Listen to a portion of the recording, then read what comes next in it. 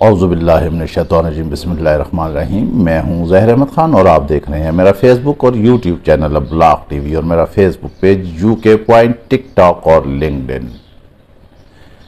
ईद के दूसरे रोज़ की आप सबको, अहले वतन को मुबारक हो। ईस्टर के दिन भी हुकूमत को जो है वो नाकामी का सामना करना पड़ा, जिसकी वजह से वो इस वक्त शदीद इज़्तिराब का शिकार है। हम आपको बताते हैं कि नवाज शरीफ की हिदायत पर शहबाज शरीफ ने क्या किया और फिर उनको आगे से क्या जवाब मिला। अब हुकूमत जो है बिल्कुल कतई तौर पर बंद गली में दाखिल हो चुकी है। जी हाँ, नवाज शरीफ की हिदायत पर पता चला है कि शहबाज शरीफ ने जो है उन करता धरता सियासतदानों से राब्ते किए जो इस वक्त हुकूमत के खिलाफ तहरीक चलाने के लिए कमर बस्ता हैं। हमने पिछले व्लॉग में आपको बताया था कि फजल रहमान की जो है वो मुलाकात हुई है, लेकिन फजल रहमान का हमने ये भी बताया था कि आपको कि वो पावर कॉरिडोर्स में रहना पसंद करते हैं। बहरहाल वो भी गेम चल रही है, लेकिन फजल रहमान की जानिब से भी उन्हें कोई जो है सच कामयाबी हासिल नहीं हुई।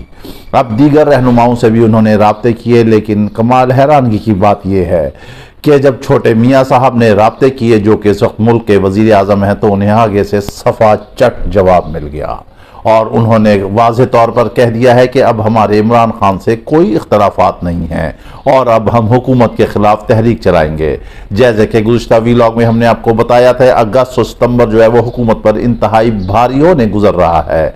यहाँ हुकूमत की मुखालफत की सच कोई ज़रूरत ही नहीं है, क्योंकि हुकूमत ने खुद ही अपने पैरों पर कुल्हाड़ी मार दी है। जो इन्होंने बजट पेश किया है, उस बजट के बाद किया ये समझते हैं कि कोई तबका, कोई आवाम जो है इनसे मुतमईन है, तो इसका जवाब है कतई तौर पर नहीं।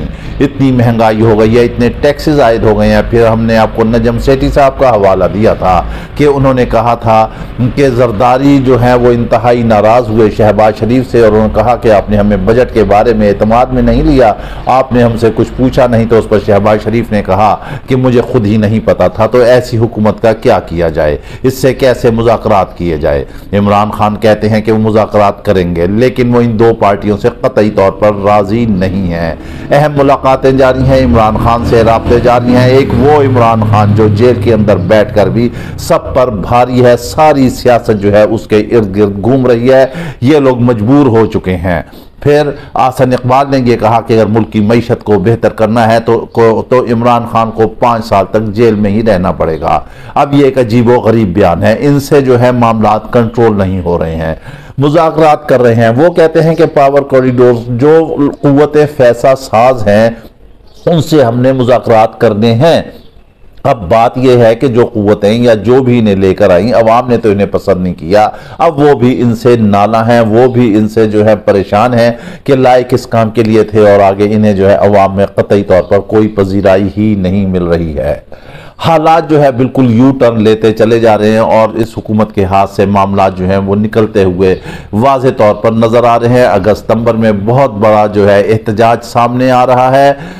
हुकूमत कोशिश कर रही है कि किसी न किसी तरह से मामला तय हो जाएं। इमरान खान जो हैं उन्हें कह दिया है। इधर जो है मुज़ाकरात का सिलसिला है। इमरान खान ने कहा है कुछ तजावीज़ ऐसी सामने आ रही हैं, क्योंकि आपको मालूम है कि ये हुकूमत जो है फॉर्म 45 की है।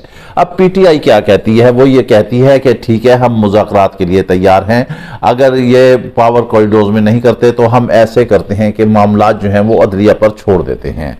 ये फॉर्म 47 की जो हुकूमत है अदलिया पर मामला छोड़ते हैं और अदलिया जो है जो फैसला करती है उसको हम जो है तस्लीम करेंगे और ना ही उसके बाद अदलिया को हदफ तनकीद बनाया जाएगा।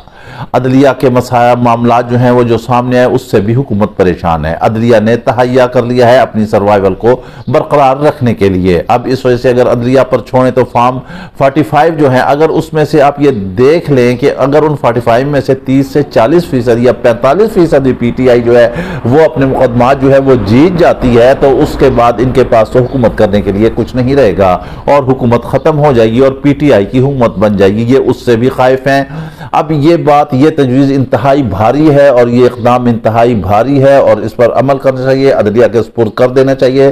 तमाम फरीक़ैन को इस बात पर राज़ी होना चाहिए। फॉर्म 45, 47 के हवाले से अदलिया जो भी फैसला देगी उस पर अमल व दरामद किया जाएगा और बाकायदा एक ये मिसाक करें और उसमें ये कहें कि अदलिया को किसी तरह भी निशाना नहीं बनाया जाएगा। ये एक भारी भरकम फैसला है और इस पर अमल करना चाहिए, लेकिन ये इस पर भी राज़ी नहीं हो रहे क्योंकि इन्हें नजर आ रहा है कि ये फॉर्म 47 की जो हुकूमत है ये कायम और दायम नहीं रहेगी। मुल्क जो है माशी तौर पर तबाहाल और बर्बाद हो चुका है। ना इनसे मईशत कंट्रोल हो रही है, ना अमन अमान का कंट्रोल हो रहा है, ना महंगाई कंट्रोल हो रही है। हर चीज जो है आसमान पर है। सियासत को इन्होंने तबाह कर दिया, जमहूरियत को इन्होंने तबाह कर दिया, पार्लियामेंट को इन्होंने तबाह कर दिया। लेकिन अहम बात यह है कि पीटीआई की जानिब से जो सब बाहर लोग हैं उनकी जानिब से भी कोई ऐसी खास मूवमेंट जो है वो नजर नहीं आ रही है। वक्फा निहार ये बता रहे हैं कि वकला कुछ तहरीक चला रहे हैं। आपको याद होगा चौधरी इफ्तिखार के जमाने में जब एतजाज हसन की सरबराही में वकला की एक तहरीक चली थी और जब लाहौर से काफिला चला था यहां इस्लामाबाद पहुंचने तक जो है मसाइल हल हो चुके थे।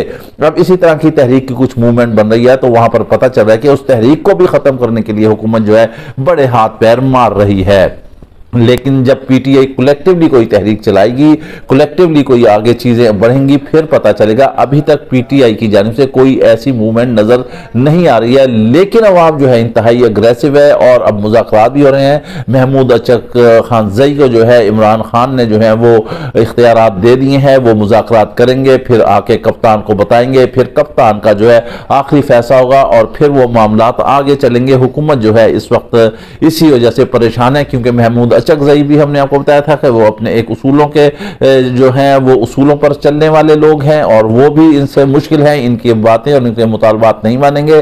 फॉर्म 47 ये खुद क्यों नहीं कहते कि इनसे हुकूमत नहीं चलती, ये साइड पर हो जाएंगे, साइड मारें और कहें कि ठीक है हुकूमत दे दें चलाने। हम ये बताते हैं, हम आपको कहते हैं कि अगर एहसन इकबाल ने यह कहा है कि अगर इमरान खान को जेल में रखना पड़ेगा 5 साल अगर मईशत को बेहतर बनाना है, हम ये कहते हैं कि अगर आप लोग रहे इस मुल्क में तो मईशत बिल्कुल ही हाल हो जाएगी। शहबाज शरीफ कहते हैं कि ये मेरा आखिरी दफा है IMF के पास जाने। कहां से IMF? हुकूमत को अवाम को आप क्यों अंधेरे में रखते हैं?